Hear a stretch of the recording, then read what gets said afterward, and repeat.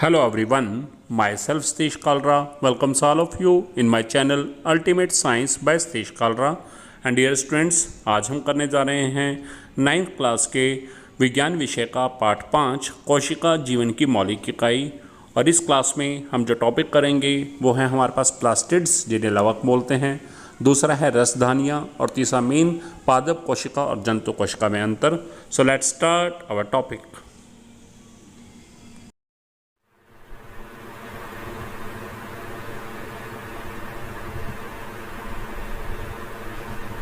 Plastids इन्हें लवक भी बोला जाता है और प्लास्टिड ऐसे भी लिखा जाता है। अब क्या है प्लास्टिड्स या लवक, क्या है हमारे पास, इस कोशिकांग के बारे में हम पढ़ेंगे। सो प्लास्टिड या लवक, ये आप देख भी रहे हैं कि इसमें प्लास्टिक वर्ड प्लांट से आया है, तो यह है कोशिकांग।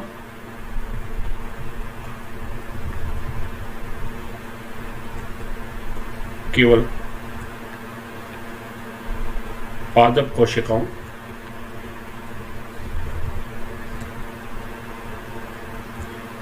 में ही पाया जाता है।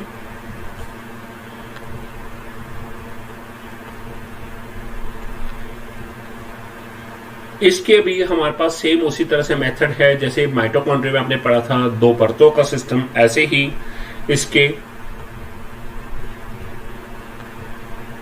आंतरिक संगठन में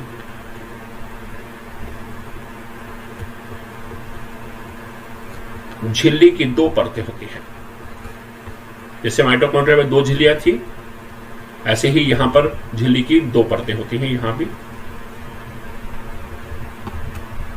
वहां भी झिल्ली की दो परतें थी, यहां भी झिल्ली की दो परतें हैं। और ये परतें क्या हैं, एक पदार्थ के अंदर धसी रहती हैं, जो एक पदार्थ के अंदर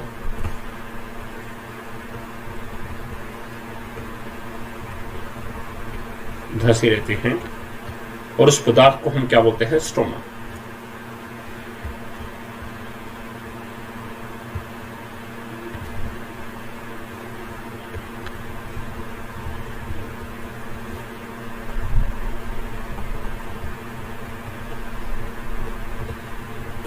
इस पदार्थ को स्ट्रोमा कहते हैं।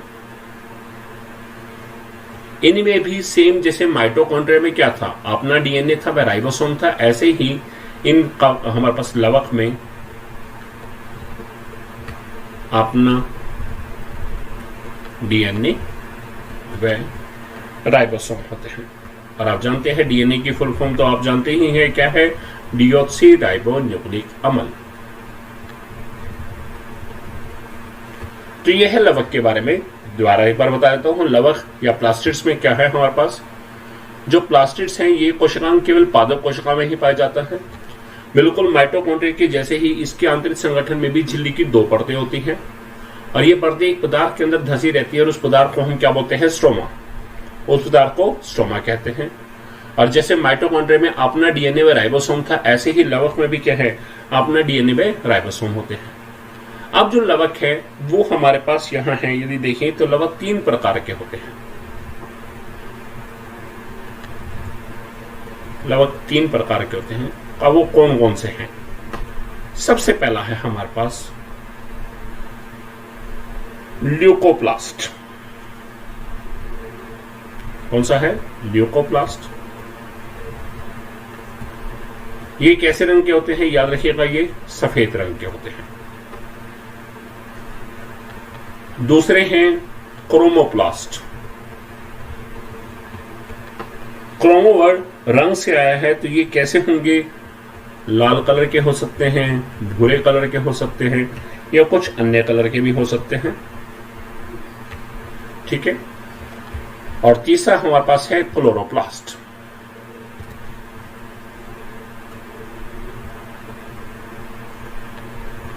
हमने पढ़ा है कि हरे पेड़ पौधे जो हैं सूर्य के प्रकाश और वायु की उपस्थिति, वायु में कार्बन डाइऑक्साइड देकर, वायुमंडल से कार्बन डाइऑक्साइड लेते हैं, मिट्टी से जल और खनिज लवण लेकर सूर्य के प्रकाश और क्लोरोफिल की उपस्थिति में अपना भोजन स्वयं बनाते हैं, जिस प्रक्रिया को प्रकाश संश्लेषण कहते हैं। अब जो ये क्लोरोफिल जो है ये कहां पाया जाता है, इस क्लोरोप्लास्ट में, जो मैं अब बताने जा रहा हूं। तो ये तीसरी प्रकार के लवक कौन से हैं, क्लोरोप्लास्ट है। ठीक है। और ये इनका क्लोरोप्लास्ट का कलर का रंग कैसा होता है? हरा। ये कैसे हैं? हरा। अब बात आती है कि ल्यूकोप्लास्ट कहाँ पाए जाते हैं, क्रोमोप्लास्ट कहाँ पाए जाते हैं, और इसी तरह से क्लोरोप्लास्ट कहाँ पाए जाते हैं। तो याद रखिएगा, ल्यूकोप्लास्ट जो है तने व जड़ों में पाए जाते हैं। अब क्रोमोप्लास्ट कहाँ पाए जाते हैं? ये हमारे पास जड़े, तनों और पत्ती, जड़ों में, तनों में और पत्तियों में मिलते हैं। और जो ये हमारे पास क्लोरोप्लास्ट है, इन्हें हरित लवक भी बोलते हैं। ठीक है, और ये कहां पर जाएंगे? सिर्फ पत्तियों में। तो हमारे पास जो है लवक हैं, ये 3 प्रकार के होते हैं। आपको मैंने बताया, ल्यूकोप्लास्ट सफेद रंग के हैं, तने व जड़ों में पाए जाते हैं। उसके बाद हमारे पास क्रोमोप्लास्ट हैं, ये लाल, भूरे या अन्य रंग के होते हैं, ये जड़ों, तनों और पत्तियों तीनों में पाए जाते हैं। और क्लोरोप्लास्ट, इन्हें हरित लवक भी बोलते हैं क्योंकि इनका रंग हरा होता है, ये हमेशा पत्तियों में पाए जाते हैं। अब हम यदि देखें तो इनके कार्यों की तरफ यदि हम आते हैं, तो सबसे पहले देखें ल्यूकोप्लास्ट के।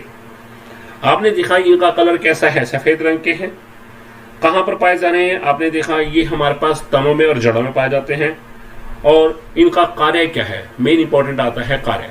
सो हमारे पास ल्यूकोप्लास्ट है, इनका कार्य क्या है हमारे पास? ध्यान दीजिएगा, यह है पौधों की जड़ों और तनों में, भूमिगत तौर में, भूमिगत मीन जो जमीन के अंदर है थोड़ा तना में, भोजन को इकट्ठा करते हैं। इसका मतलब इनका काम क्या है? भोजन का संग्रहण करना। अब दूसरा है क्रोमोप्लास्ट। अब आपने देखा इनका कलर कैसा है? लाल है, भूरे हैं या अन्य रंग के होते हैं। ठीक है, हरे रंग को छोड़कर बाकी सभी होंगे। और ये कहां पर पाए जाएंगे? ये पौधे के रंगीन भागों में पाए जाएंगे।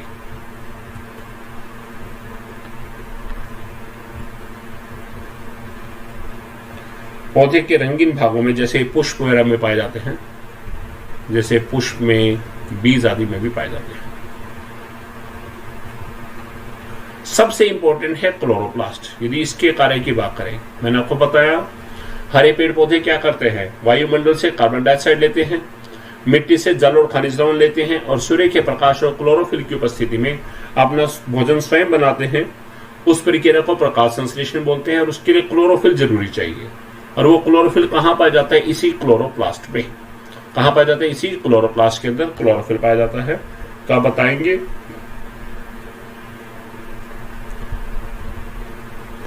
ये सूर्य के प्रकाश की उपस्थिति में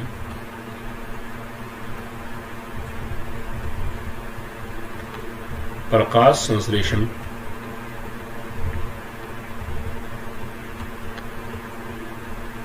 क्रिया करने में बहुत महत्वपूर्ण भूमिका निभाते हैं। क्यों निभाते हैं? क्योंकि इनके अंदर क्या पाया जाता है? क्लोरोफिल। क्योंकि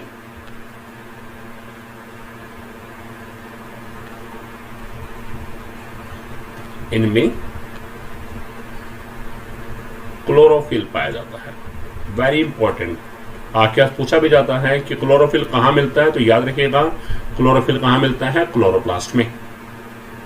अब आपने पता है क्लोरोफिल की वजह से क्लोरोप्लास्ट ने प्रकाश संश्लेषण में भूमिका निभाई, महत्वपूर्ण भूमिका, और उसकी वजह से क्या हुआ? हरे पौधे ने अपना भोजन स्वयं बनाया। तो इसी वजह से, इसी कारण से, याद रखिएगा बहुत इंपॉर्टेंट है, इसी कारण से क्लोरोप्लास्ट को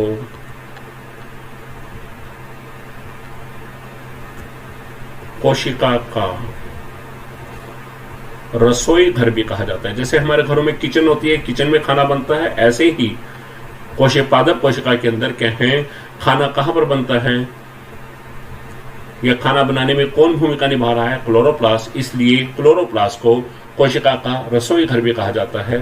तो ये था हमारा आज का पहला टॉपिक, लवक। नेक्स्ट है हमारे पास, नेक्स्ट कोशिकांग है रसधानियां। रसधानियां जिसे हम बोलते हैं वैक्यूल्स। अब क्या है रसधानियां, ध्यान से देखिएगा रसधानी के बारे में। बहुत ही छोटा सा केस है रसधानियों का।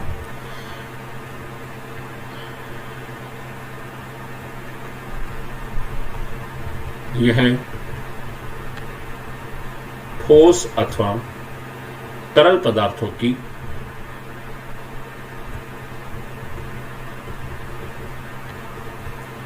संग्रह थैलियां होती हैं। इसका मतलब कोशिका के अंदर कुछ थैलीनुमा संरचना होंगी। जैसे थैले का काम क्या होता है, स्टोर करना, ऐसे ही ठोस पदार्थों को या तरल पदार्थों को इकट्ठा करना है तो कुछ संग्रह थैलियां होती हैं जिसमें संग्रह करते इकट्ठा करते हैं, उन्हें क्या बोलते हैं, रसधानियां। याद रखिएगा जंतु कोशिकाओं में जो रसधानियां है वह छोटी होती हैं,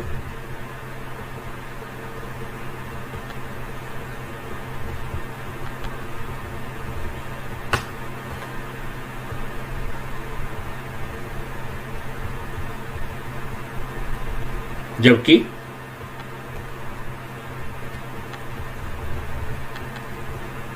पादप कोशिकाओं में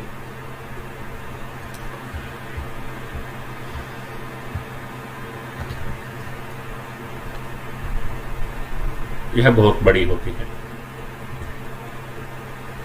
और आप इमेजिन नहीं कर सकते कि कितनी बड़ी होती हैं कि कई बार यदि हम देखें कि कुछ पौधों में तो कुछ पौधों की कोशिकाओं की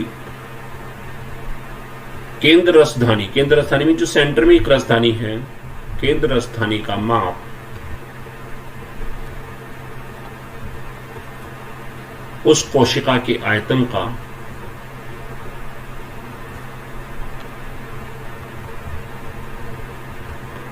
50 से 90% तक भी होता है। बहुत इंपॉर्टेंट पॉइंट है ये। आप देखिएगा एनसीईआरटी बुक्स में आपके पास ये बताया भी क्या है कि जंतु कोशिकाओं में रसधानियां छोटी होती हैं, पादप कोशिकाओं में बहुत बड़ी होती हैं, और कुछ पौधों की कोशिकाओं की तो जो केंद्र रसधानी है, यानी कि जो सेंटर में वैक्यूल है, उसका यदि माप देखिए, उसके डायमेंशन देखिए, उसका आयतन देखिए, तो पूरी कोशिका के जो आयतन है उसका 50 से 90% आयतन क्या है वो उसी से भरा होता है। ठीक है, ये बहुत इंपॉर्टेंट है रसधानी के बारे में।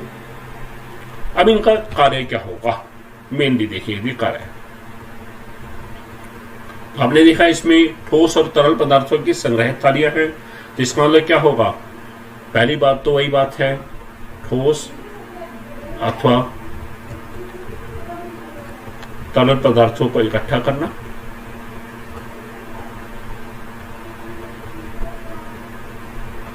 और दूसरा मेन है कोशिकाओं को कठोरता प्रदान करना। ये कोशिकाओं को कठोरता प्रदान करते हैं।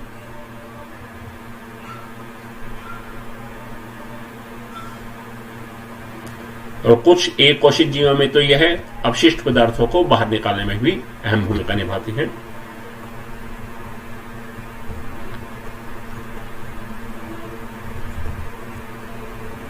कुछ एक कोशिक जीवों जैसे कुछ एक कोशिक जीवों में कुछ विशिष्ट रसधानियां होती हैं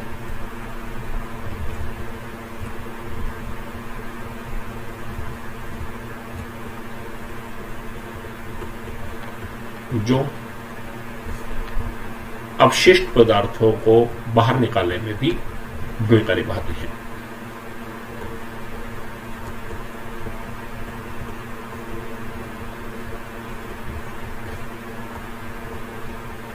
तो ये था हमारे पास रसधानी के बारे में, जिसे बोलते हैं वैक्यूल। ठीक है, तो ये हमारे पास रसधानी हो गया, और यहां हमारे सारे के सारे कोशिकाओं कंप्लीट हो गए हैं जो इस चैप्टर में है। मैं एक बार डायग्राम में दिखा देना चाहता हूं कि रसधानी वैक्यूल है कौन सा, जरा देख सकते हैं। पादप कोशिका, जंतु कोशिका, इसका डायग्राम दिखा रहा हूं आपको। देखिएगा आपके सामने जो है ये दिख रहा है, आप देखिएगा, मैं थोड़ा सा साफ करता हूं जिससे थोड़ा क्लैरिटी ज्यादा बढ़ जाएगी।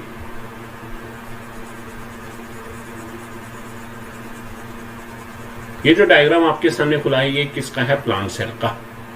प्लांट सेल मतलब पादप कोशिका, ठीक है। अब इस पादप कोशिका में जरा आप देखिएगा, जो ये दिख रहा है आपके सामने, ये हमारे पास ये ब्लू वाला जो है ये सारा, ये वाला, तो ये क्या है हमारे पास? देखिएगा ये क्या है? दिस इज वैक्यूल यानी कि रसधानी। तो आप अपने आप से देखिएगा कि पादप कोशिका में रसधानी का साइज कितना है? बहुत बड़ा है, ठीक है। और साथ ही साथ ये बताना रह गया था, ये क्लोरोप्लास्ट है। क्लोरोप्लास्ट जैसे मैंने बताया था, ये ग्रीन वाला हरित लवक जिसे बोलते हैं, ये किससे मिलता है? सिर्फ पादप कोशिका में। आप जंतु कोशिका में देखेंगे तो हमारे पास नीचे एनिमल सेल है, जंतु कोशिका, उसके अंदर वैक्यूल रसधानी तो हो गई नहीं, सॉरी रसधानी है लेकिन क्लोरोप्लास्ट नहीं है। तो आप चेक करिएगा किसमें रसधानी है, लेकिन देखिएगा उसके मुकाबले में इसका साइज क्या है? देखिए ये है रसधानी, ये रही रसधानी, लेकिन पादप कोशिका के मुकाबले में इसका साइज कितना है? छोटा है, यानी कि रसधानियां छोटी होती है जंतु कोशिका में और पादप कोशिका में ये बहुत बड़ी होती है।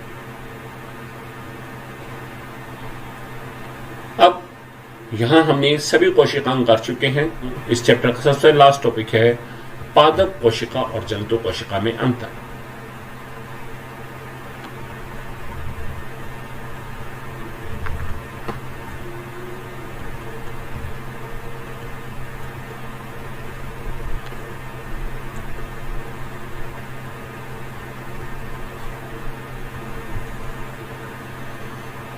सो देखिएगा, पादप कोशिका, जंतु कोशिका। तो यदि देखेंगे पादप कोशिका और जंतु कोशिका में क्या क्या अंतर है, अभी आपने कुछ तो अंतर अभी पढ़े ही है। सबसे पहली बात बहुत इंपॉर्टेंट है, पादप कोशिका जंतु कोशिका में अंतर, इनमें कोशिका भित्ति पाई जाती है। कोशिका भित्ति क्या है? Cell wall. जंतु कोशिका में क्या है? इनमें कोशिका भित्ति नहीं होती।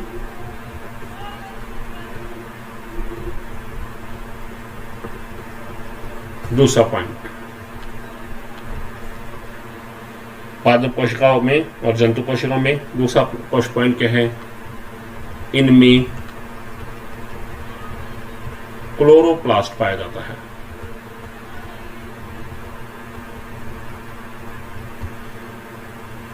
इनमें क्लोरोप्लास्ट नहीं होता।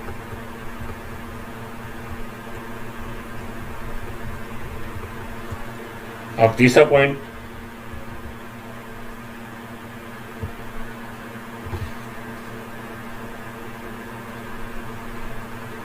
पादप कोशिका में इनमें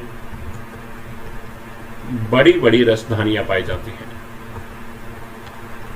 यानी कि रसधानियां कैसी होती हैं? बड़ी होती हैं।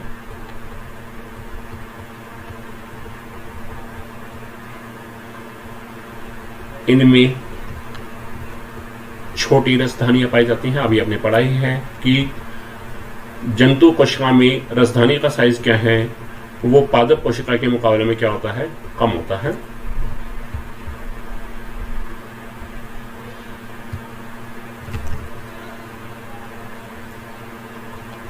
और पॉइंट देखते हैं,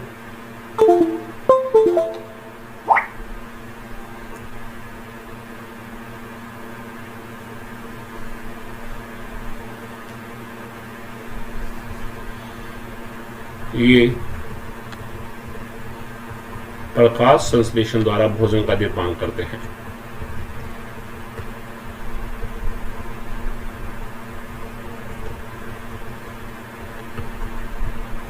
और आप जानते हैं जंतुओं क्या हैं? वो तो पौधों पर डिपेंड करते हैं क्योंकि उनमें प्रकाश संश्लेषण नहीं होता। तो आप क्या लिखेंगे? इनमें प्रकाश संश्लेषण नहीं होता। तो ये है हमारे पास पादप कोशिका और जंतु कोशिका में अंतर। This is all about my today's topic. Hope you learned a lot from my video. If you like my video, then you can share my video and you can subscribe my channel Ultimate Science by Satish Kalra. Thanks a lot.